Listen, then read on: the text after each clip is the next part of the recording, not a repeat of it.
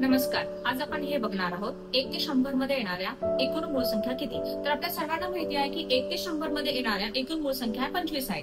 पण जर आपल्याला असं विचारलं गेलं की 51 ते 70 मध्ये येणाऱ्या एकूण मूळ संख्या किती किंवा 1 ते 40 मध्ये येणाऱ्या एकूण मूळ संख्या किती, अशा वेळेला आपल्याकडे एक शॉर्ट ट्रिक अवेलेबल आहे जिथे तुम्ही लवकरात लवकर हे उत्तर काढू शकता. तर आपल्याकडे अवेलेबल असलेली शॉर्ट ट्रिक आहे डीडी, बीबीसी, बीबीसी आणि बीए.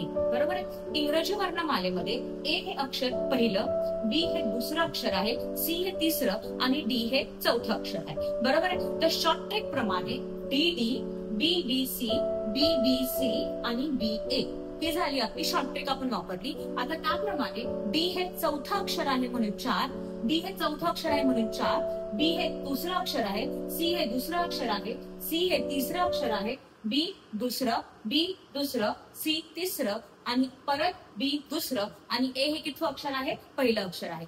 म्हणजे जर आपल्याला असं विचारलं 51 ते 60 मध्ये येणाऱ्या एकूण मूळ संख्या किती, तर आपण म्हणू शकतो की 51 ते 60 मध्ये येणाऱ्या एकूण मूळ संख्या आहे 2.